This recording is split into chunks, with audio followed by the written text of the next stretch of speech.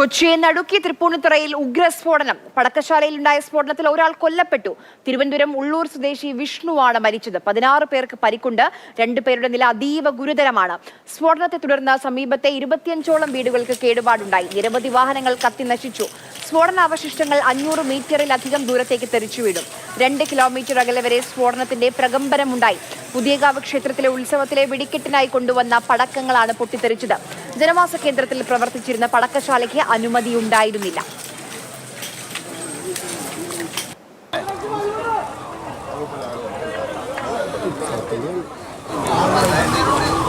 തൃപ്പൂണിത്തുറയിൽ നിന്ന് വിവരങ്ങളുമായി അരുൺ ശങ്കറും ആദിത്യൻ ഓമനക്കുട്ടനും ശ്യാമപ്രസാദ് സമരമാണ് നമുക്കൊപ്പം ചേരുന്നത്. ആദ്യം ശ്യാമിലേക്കാണ്. ശ്യാം ആശുപത്രിയിലാണുള്ളതെന്നാണ് ഞാൻ മനസ്സിലാക്കുന്നത്. ശ്യാം, ഒരു മരണം, ബാക്കി 16 പേർ അവിടെ 2 ആശുപത്രികളിലായി ചികിത്സയിലുണ്ട്. ഇവരുടെയൊക്കെ ആരോഗ്യനില എങ്ങനെയാണ് ശ്യാം? അതായത് ആശുപത്രിയിൽ നിന്ന് നമ്മളിപ്പോൾ ഈ സ്ഫോടനം നടക്കുന്ന ഇടത്ത് നിന്ന് ഏകദേശം 300 മീറ്റർ അപ്പുറത്താണുള്ളത്. ഏകദേശം ഈ പടക്ക സ്ഫോടനത്തിൽ പരിക്കേറ്റത് 25ഓളം പേർക്കാണ്. അതിൽ 18 പേരാണ് വിവിധ സർക്കാർ ആശുപത്രികളിൽ ചികിത്സയിലുള്ളത്. 8ഓളം പേർ വിവിധ സ്വകാര്യ ആശുപത്രികളിലാണ് ചികിത്സയിലുള്ളത്. നമ്മളിപ്പോൾ നിൽക്കുന്ന ആ ദൃശ്യങ്ങൾ നമുക്ക് നോക്കിയാൽ കാണാം.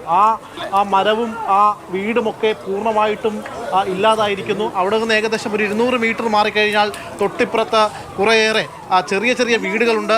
ആ വീടുകളൊക്കെ പൂർണ്ണമായിട്ടും നശിച്ച അവസ്ഥയാണുള്ളത്. നമുക്ക് ഇവിടുത്തെ വീട്ടുകാരോടൊക്കെ ചോദിക്കാം. ചേച്ചിയുടെ വീട് ഇവിടെയാണോ? ഇത് എൻ്റെ വീടാണ് മോനെ. എന്താ സംഭവിച്ചത് ഇത്ര അടുത്തായിട്ട് ഞാൻ ലോട്ടറി വിൽക്കാൻ പോയിരുന്നു. അപ്പോൾ ലോട്ടറി വിൽക്കാൻ പോയപ്പോൾ സ്ഫോടനം കേട്ടു. അപ്പോൾ ഞങ്ങൾ ഓർത്ത് വല്ല അമ്പലത്തിലാന്ന് ഓർത്തു. അപ്പോഴാ പറയണ കരപ്പറമ്പിലെ സ്ഫോടനം. അപ്പം ഞാൻ നിലവിളിച്ച് ഇന്നെ ലോട്ടറി എടുത്തോണ്ട് ഓടി ഇവിടെ വന്നപ്പോൾ ഇതൊക്കെ കണ്ടപ്പോൾ എനിക്ക് ആകെപ്പാടെ ഒരു വിഷമം വന്നു. അകത്തെ അപ്പുറത്തെ ജനാലവാതിൽ ഇതെല്ലാം പോയപ്പോൾ ആകെപ്പാടെ വിഷമം വന്നു. എത്ര നാൾ കൊണ്ട് നമുക്ക് ജീവിക്കാൻ പറ്റിയ ലോട്ടറി വിറ്റിട്ട് വേണം ഇതൊക്കെ നേടിയെടുക്കണമെങ്കിൽ എന്ന് പറഞ്ഞ് ആരോട്. അപ്പം പിന്നെ അപ്പുറത്ത് ഒരു കിടക്കാൻ എഴുന്നേക്കാത്ത ഒരു പയ്യനുണ്ട്. അവന് 4 വശത്തും നോക്കിയിട്ട് അതിൻ്റെ അമ്മ തലയെ വെച്ചു കരയുമായിരുന്നു. അപ്പുറത്തെ വീട്ടിൽ ഒരു ഗർഭിണി പെണ്ണുണ്ടായി. അതിന് അപ്പം തന്നെ പൊക്കി ഹോസ്പിറ്റലിൽ കൊണ്ടുപോയി. അപ്പോൾ ഇത്രയും നാശനഷ്ടങ്ങളാണ് നമുക്ക് വന്നേക്കണം. അപ്പം നമ്മൾ എന്ത് ചെയ്യും, ആരോട് പറയും?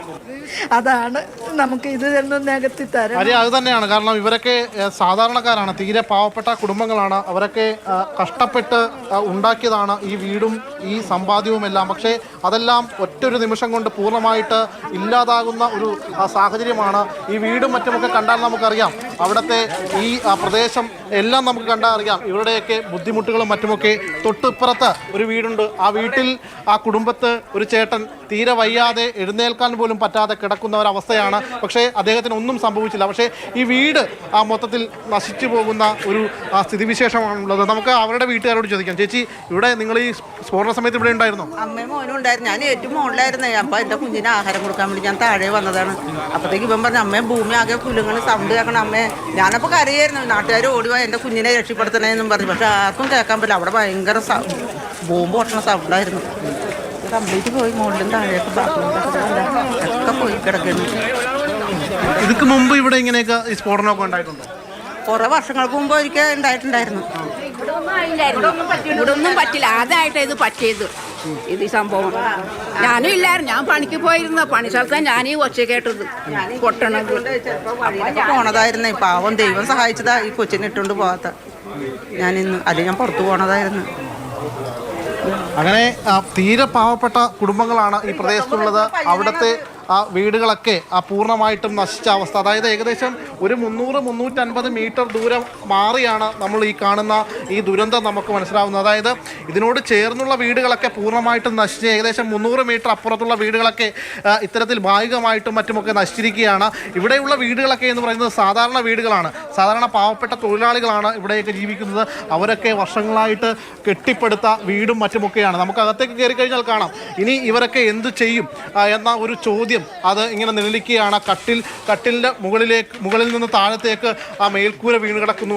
അങ്ങനെ ഏറെ വൈകാരികമായ ഒരു കാഴ്ച തന്നെയാണ് ഇവിടെ നമുക്ക് കാണാൻ കഴിയുന്നത്. കാരണം ഇവരൊക്കെ കഷ്ടപ്പെട്ട് ഉണ്ടാക്കിയ ആ സമ്പാദ്യങ്ങളെല്ലാം ഒറ്റൊരു നിമിഷം കൊണ്ട് ഒരു സ്ഫോടനത്തിൽ പൂർണ്ണമായിട്ടും തകർന്നു പോയിരിക്കുന്ന ഒരവസ്ഥ. അത് ഏറെ വേദനാജനകമാണ്. ചേട്ടാ, ഈ വീട്ടിൽ ഈ സമയത്ത് ആരെങ്കിലും ഉണ്ടായിരുന്നു? ഇല്ലില്ല, ആരും ഉണ്ടായില്ല. ഞാനും എൻ്റെ കൊച്ചും കൂടെ ഇന്നലെ വരണ്ടായിരുന്നു. ഞങ്ങളപ്പോൾ വൈഫിൻ്റെ വീട്ടിൽ കൊണ്ടാക്കി. ഇന്നലെ അമ്മ ജോലിക്ക് വേണം, ആരും ഉണ്ടായില്ല ഇവിടെ. അമ്മയൊക്കെ എന്ത് അമ്മ ഇവിടെ അടിയിലുണ്ട്. ഇപ്പോൾ വന്ന് ആരും ഉണ്ടായില്ല ഇവിടെ. രക്ഷയിട്ട് ഒഴിവായി, അപകടത്തിൽ നിന്ന് ഒഴിവായി രക്ഷയിട്ട് വന്നു. ഇത് കണ്ടില്ല, നിങ്ങൾക്ക് ഒന്നേന്ന് പറയുന്നത്. അത് തന്നെയാണ് ഇവർ പറഞ്ഞതുപോലെ ആകെ ഉണ്ടായിരുന്ന സമ്പാദ്യങ്ങളെല്ലാം അങ്ങനെ പൂർണ്ണമായിട്ടും നശിച്ചു പോകുമ്പോൾ ഇനി ഒന്നേന്ന് തുടങ്ങേണ്ട ഒരവസ്ഥ, ഒരെത്തും പിടിയും കിട്ടാത്ത ഒരു സാഹചര്യത്തിലാണ് ഈ പ്രദേശത്തുള്ള ആളുകളെല്ലാവരും ഉള്ളത്. അത്രയേറെ നമുക്ക് ഈ ഭിത്തിയൊക്കെ നോക്കിക്കഴിഞ്ഞാൽ കാണാം, ഭിത്തിയൊക്കെ ആകെ പൂർണ്ണമായിട്ടും വിണ്ടിരിക്കുന്ന ഒരു സാഹചര്യമാണ്. ചേട്ടൻ്റെ വീട് ഇവിടെ തന്നെയാണോ? തന്നെ എൻ്റെ വീട് എൻ്റെ സമയത്തുണ്ടായിരുന്നു? ഉണ്ടായിരുന്നില്ല, ഞാൻ പണിക്ക് പോയതാ. പണിക്ക് പോയി അറിഞ്ഞു വന്നതാണ്? അറിഞ്ഞു വന്നോ? അടുത്ത് തന്നെ കേട്ടായിരുന്നു ഈ സ്ഫോടനത്തിലെ വല്ലതും? അങ്ങനെ ഏറെ വൈകാരികമായ കാഴ്ച തന്നെയാണ് നമുക്ക് ഈ പ്രദേശത്തെ വീടുകളിൽ നിന്നെല്ലാം തന്നെ കാണാൻ കഴിയുന്നത്. അത്രയേറെ സാധാരണക്കാരായ ആളുകളാണ് ഇവിടെ താമസിക്കുന്നത്. അവരുടെയൊക്കെ വീടുകൾ പൂർണ്ണമായിട്ടും ഇങ്ങനെ ഒരു പടക്ക സ്ഫോടനത്തിൽ ഇല്ലാതാകുന്നു. തൊട്ടപ്പുറത്ത് ഒരു വയ്യാതെ കിടക്കുന്ന ഒരാളുണ്ട്. അങ്ങനെ അദ്ദേഹത്തിനൊന്നും പറ്റിയില്ല, പക്ഷേ അവരുടെയൊക്കെ വീടുകളൊക്കെ പൂർണ്ണമായിട്ടും നശിഞ്ഞു പോകുന്ന ഒരു സാഹചര്യമാണ് ഉള്ളത്. അപ്പുറത്തുമൊക്കെ ഒരുപാട് വീടുകളുണ്ട്. ഈ കാണുന്ന വീടുകളൊക്കെ പൂർണ്ണമായിട്ട് നശിച്ചിരിക്കുന്ന ഒരവസ്ഥയാണ് നമുക്ക് അവിടെ കാണാൻ കഴിയും. ഒരു ചേട്ടനിവിടെ തീരെ അവശയായിട്ട് കിടക്കുകയാണ്. പക്ഷേ പെയിൻറ്റിങ് ചെയ്തപ്പോഴേക്കും വീണതാണ്. അപ്പോൾ 4 വർഷമായിട്ട് ഇങ്ങനെ തന്നെ കിടപ്പാണ്. എന്തോ ഭാഗ്യത്തിനും ജനൽ തുറന്നിട്ടുകൊണ്ടാണെന്നൊന്നും ഇത് പറ്റിയില്ല. ബാക്കി എല്ലാ ജനലുകളും പോയിരുന്നു. അല്ലെങ്കിൽ എൻ്റെ കുഞ്ഞിന് എന്തിനും സംഭവിച്ചതിന് ബാക്കി എല്ലാം മുകളിൽ എല്ലാ ചില്ലുകളൊക്കെ പോയി തകർന്ന് കിടക്കുന്നുണ്ട്. ബാത്റൂമിൻ്റെ ഡോറൊക്കെ പൊളിഞ്ഞ് കിടക്കുകയാണ്.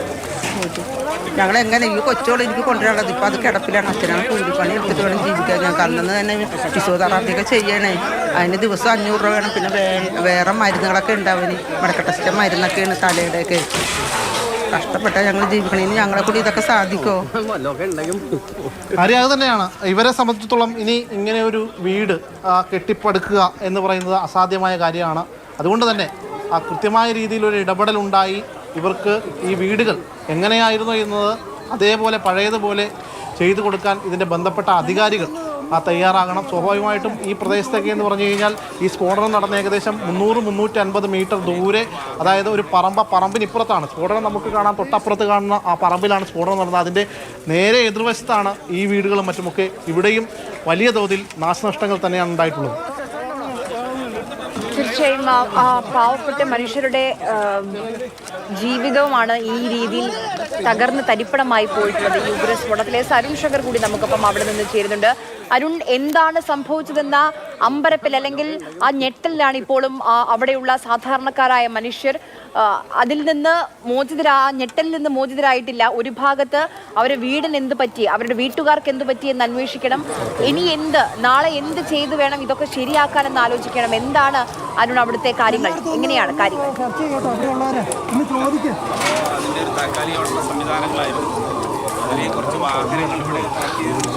തീർച്ചയായിട്ടും ലക്ഷക്കണക്കിനുള്ള നാശനഷ്ടമാണ് ഓരോ വ്യക്തികൾക്കും ഉണ്ടായിരിക്കുന്നത്. ഈ സ്ഫോടനം നടന്ന സ്ഥലത്ത് നിന്ന് ഏകദേശം ഒരു 500 മീറ്റർ ചുറ്റളവിൽ തന്നെ ഉള്ള വീടുകൾക്കെല്ലാം സാരമായ കേടുപാടുകൾ സംഭവിച്ചിട്ടുണ്ട്. ചില വീടുകളിലൊന്നും ഈ കയറി താമസം ഉടനെ ഉണ്ടാകില്ല. കാരണം അവിടുത്തെ വാതിലുകൾ തകർന്നിട്ടുണ്ട്, ജനലുകൾ തകർന്നിട്ടുണ്ട്, മേൽക്കൂരകൾക്കൊക്കെ സാരമായ കേടുപാടുകൾ സംഭവിച്ചിട്ടുണ്ട്. അങ്ങനെ ആ സ്ട്രക്ചർ പോലും ദുർബലപ്പെട്ടിട്ടുണ്ടെന്നാണ് നമ്മൾ സംശയിക്കുന്നത്. അങ്ങനെയെങ്കിൽ അതൊക്കെ പരിശോധിച്ചതിന് ശേഷം മാത്രമേ അവിടെ ഇനിയൊരു വാസം സാധ്യമാവുകയുള്ളൂ. നിങ്ങൾക്കിത് കേട്ടറിഞ്ഞ് വന്നതാണോ ചേട്ടാ? കേട്ടറിഞ്ഞ് വന്നതാണോ? നാട്ടുകാരാണോ? ആ നാട്ടുകാരാണ്. ഇവിടെ ഉള്ള സമയത്ത് എവിടെ ആയിരുന്നു ഈ സ്ഫോടനം? ഞാൻ ഈ കാക്കനാടായിരുന്നു. 10:45 നടന്നിരുന്നത്. ഞാൻ കാക്കനാടായിരുന്നു, ഇവിടെ അല്ലായിരുന്നു. അപ്പൊ ഇപ്പൊ കണ്ടപ്പോ എന്ത് തോന്നുന്നു? ഇപ്പൊ പല വീടുകളും കണ്ടപ്പോ എന്ത് തോന്നുന്നു? കണ്ടപ്പോൾ ആകെ പ്രയാസം തോന്നുന്നുണ്ട്. അത്രേ ഉള്ളൂ. ആകെ എന്തോരം വീടുകളാണ് നശിച്ചേക്കുന്നത്. അവിടെ 1 കിലോമീറ്റർ മാറി വരെ ഗ്ലാസ്സൊക്കെ പൊട്ടിയിട്ടുണ്ട്. വീടിൻ്റെ ഒക്കെ ഗ്ലാസ് ഒക്കെ പൊട്ടിയിട്ടുണ്ട്. 1 കിലോമീറ്റർ അപ്പുറത്തേക്ക് തെക്കോട്ട് മാറി. കാര്യം അവരെ കൊണ്ട് തന്നെ പറയിപ്പിക്കാനുള്ള കാര്യം എന്ന് പറഞ്ഞാൽ നമ്മൾ പറയുന്ന എന്തെങ്കിലും അതിശോക്തിയായിട്ട് ആൾക്കാർക്ക് തോന്നുന്നുണ്ടെങ്കിൽ അതൊന്ന് മാറ്റാൻ വേണ്ടിയാണ്. അതായത് ഇവിടെ നിന്ന് ഒരു 500 മീറ്റർ കൂടുതൽ ദൂരെയുള്ള വീടുകൾ പോലും തകർന്നിട്ടുണ്ട്. അപ്പോൾ എത്രത്തോളം പ്രഹരശേഷി ഉണ്ടായിരുന്നു ആ സ്ഫോടനത്തിൽ നിന്ന് നമുക്ക് വ്യക്തമാകുന്നുണ്ട്. അപ്പോൾ ഈ വീടിൻ്റെ മേൽക്കൂര പൂർണ്ണമായിട്ട് തകർന്നിരിക്കുകയാണ്. ഇതിനി പുതുക്കി പണിയുക എന്നുള്ളത് വലിയ ശ്രമകരമായ കാര്യമാണ്. ലക്ഷക്കണക്കിന് രൂപയാണ് ഇനി അതിന് വേണ്ടി വരുന്നത്. അങ്ങനെ ഓരോ വീടുകളിൽ കേസെടുത്താലും അങ്ങനെയൊക്കെ തന്നെയാണ്. അവിടെ ഇനിയും വാസം ഉടനെ സാധ്യമല്ല. അതുകൊണ്ടാണ് ഇപ്പോൾ ജില്ലാ കളക്ടർ അറിയിച്ചിരിക്കുന്നത് താൽക്കാലിക താമസ സൗകര്യം ഒരുക്കും എന്നുള്ളതാണ് ജില്ലാ കളക്ടർ അറിയിച്ചിരിക്കുന്നത്. വീടുകൾ ഇനി അത് വൃത്തിയാക്കേണ്ടതുണ്ട്. ഈ വീടുകൾക്കകവും ഈ ചില്ലുകൾ കൊണ്ട് നിറഞ്ഞിരിക്കുകയാണ്. റോഡ് ചില്ലുകൾ കൊണ്ട് നിറഞ്ഞിരിക്കുകയാണ്. ചേട്ടൻ ഈ നാട്ടിലാണോ? അല്ല, ഞാൻ ഇവിടുത്തെ അറിഞ്ഞിട്ട് വന്നാണോ? അറിഞ്ഞിട്ട് വന്നു. എത്രത്തോളം ഭയാനകമാണ്? ഭയങ്കര ദുഃഖമായ സംഭവമാണത്. ഇത് പരിഗണിക്കണം. എല്ലാത്തിനെയും ഒരു ഇത് ഇത്ര വരാൻ പാടില്ല. ഇതൊക്കെ ഗവൺമെന്റ് വളരെ ശ്രദ്ധിച്ച് പോട്ട കാര്യങ്ങളത്. ഇത് ഗവൺമെന്റിന്റെ ഒരു ഇതുണ്ടത്. അതായത് ഇത് കൊടുക്കുമ്പോൾ ഇത്രയും കിലോ പാടുള്ളൂ എന്നുണ്ട്. പിന്നെ അതിനെ പറ്റി ചെക്ക് ചെയ്യാൻ വേണം. ഇതൊന്നും ഇല്ലാണ്ട് വളരെ സീക്രട്ടമായിട്ട് ചെയ്യുന്ന പരിപാടിയാണ്. നാട്ടുകാരിൽ നമ്മൾ അറിഞ്ഞ വിവരമാണ്. അതായത് ഇന്നലെ ഇന്നുമായിട്ട് ഇവിടെ ക്ഷേത്രത്തിൽ വെടിക്കെട്ട് നടക്കുന്നുണ്ട്. ഇന്നലെ ഒരു വിഭാഗത്തിന്റെ വെടിക്കെട്ടായിരുന്നു. അപ്പോൾ അതിനെ കവച്ചു വെക്കുന്ന രീതിയിൽ വെടിക്കെട്ട് നടത്തണം എന്നുള്ള ലക്ഷ്യമായിട്ടാണ് മറുവിഭാഗം തയ്യാറായത്. അങ്ങനെയുള്ള തയ്യാറെടുപ്പാണ് ഇത്തരത്തിലൊരു ദുരന്തത്തിലേക്ക് നയിച്ചത്. കളക്ടർ വ്യക്തമാക്കിയിട്ടുണ്ട് ഈ പടക്കം സൂക്ഷിക്കുന്നതിനും അവിടെ നിർമ്മിക്കുന്നതിനുള്ള ഒരു ലൈസൻസും നൽകിയിട്ടില്ല. അനധികൃതമായിട്ടാണ് ഇങ്ങനെ പടക്ക നിർമ്മാണവും പടക്കം അവിടെ ശേഖരിക്കുകയും ചെയ്തിട്ടുള്ളത്. അപ്പോൾ നിയമവിരുദ്ധ പ്രവർത്തനം തന്നെയാണ് നടന്നിട്ടുള്ളതെന്നുള്ള കാര്യം വ്യക്തമാണ്. പക്ഷേ ഇത്തരം നിയമവിരുദ്ധ പ്രവർത്തനം നടക്കുമെന്നുള്ളത് ബന്ധപ്പെട്ട അധികാരികൾക്കൊക്കെ അറിയാവുന്നതാണ്. അപ്പോൾ അതെന്തുകൊണ്ട് തടഞ്ഞില്ല എന്നുള്ളൊരു ചോദ്യമാണ് എന്തായാലും സ്വാഭാവികമായിട്ടും ഉയരുന്നത്. നഷ്ടപ്പെട്ട ജീവനുകൾക്ക് പകരം പണവും ജോലിയും കൊടുത്താലൊന്നും മതിയാകില്ല. ആ ജീവനാണ് നഷ്ടപ്പെട്ടിരിക്കുന്നത്. അപ്പോൾ ബന്ധപ്പെട്ടവർ ഉണർന്ന് പ്രവർത്തിച്ചിരുന്നെങ്കിൽ ഇത്തരത്തിലുള്ള സ്ഫോടനങ്ങൾ നമുക്ക് ഒഴിവാക്കാമായിരുന്നു. എന്തായാലും ഇതും നമുക്ക് മുന്നിലുള്ള മറ്റൊരു ദുരന്തം കൂടി ആവുകയാണ്. ഈ നാട്, ഈ പ്രദേശം ഇനി ഇതിൽ നിന്ന് മുക്തമാകണമെങ്കിൽ എത്ര നാളെടുക്കുമെന്ന് ഇപ്പോൾ പറയാൻ കഴിയില്ല. നമ്മൾ ചില ചെറുപ്പക്കാരുമായിട്ടൊക്കെ കുട്ടികളുമായിട്ടൊക്കെ സംസാരിച്ചു. ഒരു കുട്ടി പറഞ്ഞത് ടോയ്ലറ്റിൽ ഇരിക്കുന്ന സമയത്താണ് ഈ സ്ഫോടനം ഉണ്ടാകുന്നത്. അപ്പോൾ സ്ഫോടനം ഉണ്ടായപ്പോഴത്തേക്ക് ഡോറ് പൊട്ടിപ്പൊളിഞ്ഞ് അകത്തേക്ക് വന്നു. എന്നിട്ട് വലിയ രീതിയിലൊരു പ്രഷർ വന്ന് നെഞ്ചത്തടിക്കുകയാണ് ഉണ്ടായത്. അപ്പോൾ പറഞ്ഞത് ഹൃദയത്തിൻ്റെ വേഗത കൂടിക്കൂടി എന്ത് സംഭവിക്കുന്നവരും അറിയില്ലാത്ത ഒരു ഘട്ടമായിരുന്നു അത്. അപ്പോൾ അങ്ങനെ വ്യക്തിപരമായിട്ട് പോലും ഓരോ ആളുകളിലും ഉണ്ടാക്കിയിട്ടുള്ള ആഘാതം വലുതാണ്. മാനസികമായിട്ടുള്ള ആഘാതങ്ങൾ ഉണ്ടാക്കിയിട്ടുണ്ട്. ശാരീരികമായിട്ടുള്ള പ്രശ്നങ്ങൾ സംഭവിച്ചിട്ടുണ്ട്. അങ്ങനെ ഈ പ്രദേശം വലിയൊരു ഞെട്ടലിലാണ്. ഇതിൽ നിന്ന് അവർ വളരെ വേഗത്തിൽ കരകയറട്ടെ. പക്ഷേ ഭൗതികമായിട്ടുള്ള നാശനഷ്ടം എന്ന് പറയുന്നത് ഭീമമാണ്. അതൊക്കെ എത്രയും വേഗം പരിഹരിക്കപ്പെടട്ടെ. ബന്ധപ്പെട്ടവരിൽ നിന്ന് അതിൻ്റെ പിഴീടാക്കുക അല്ലെങ്കിൽ സർക്കാർ സംവിധാനങ്ങൾ അവർക്ക് കൃത്യമായ നഷ്ടപരിഹാരം നൽകിയാൽ മാത്രമേ അവർക്ക് ഇനി ഒരു ജീവിതം മുന്നോട്ട് കൊണ്ടുപോകാൻ കഴിയൂ. കാരണം കീഴ്ക്കിടക്കുന്ന വീടാണ് അവർക്ക് നഷ്ടപ്പെട്ടിരിക്കുന്നത്. മിക്ക വീടുകളും വാസയോഗ്യമല്ലാതെ മാറിയിട്ടുണ്ട്.